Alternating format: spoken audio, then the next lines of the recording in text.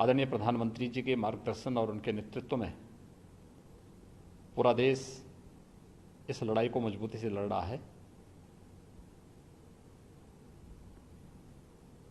पहली वेव को पूरी तरह देश के अंदर जीवन और जीविका को बचाने में सफलता के बाद दूसरी वेव ने कुछ समय हमारे लिए भले ही चिंता के लिए एक अवसर दिया हो, लेकिन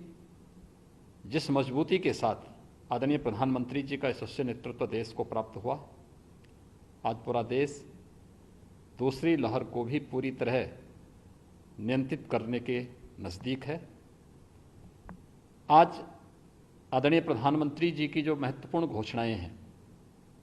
जिसमें राज्य सरकारों के द्वारा जो वैक्सीन खरीदनी थी और राज्य सरकार को 18 से 44 वर्ष की आयु के युवाओं को वैक्सीन देने के लिए जो स्वतंत्रता दी गई थी,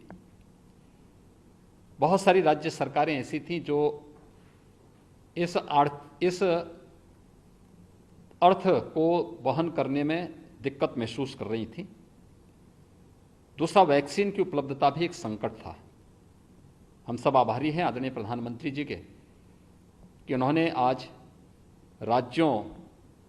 की इस समस्या का समाधान भी किया है और 18 से ऊपर के प्रत्येक नागरिक को मुफ्त में वैक्सीन की घोषणा करके 21 जून से इसे देश के अंदर लागू करने के लिए आज पूरे देश को प्रधानमंत्री जी ने आश्वस्त किया है। इसके साथ ही गरीब कल्याण पैकेज के अंतर्गत मई और जून का खाद्यान्न पूरे देश के अंदर प्रतिमाह 80 करोड़ लोग प्राप्त कर रहे हैं। हर गरीब के प्रति अपनी संवेदना को व्यक्त करते हुए संकट के समय किसी भी गरीब को भूखों न सोना पड़े और इस महामारी के खिलाफ देश की इस लड़ाई को हम मजबूती के साथ आगे बढ़ा सकें, इस दृष्टि से गरीब कल्याण पैकेज के अंतर्गत प्रतिमाह 80 करोड़ लोगों को देश के अंदर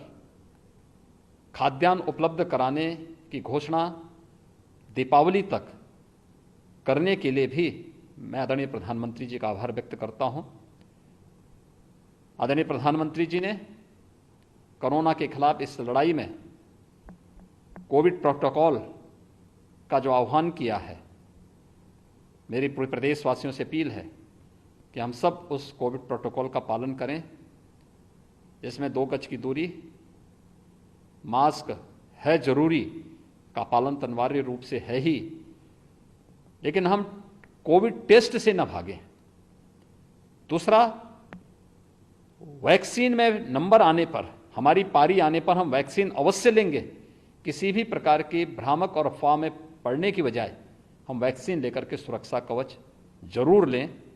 मैं एक बार फिर से आदरणीय प्रधानमंत्री जी के देश के प्रति उत्कृष्ट नेतृत्व और संवेदनशीलता के लिए हृदय से आभार व्यक्त करता हूं।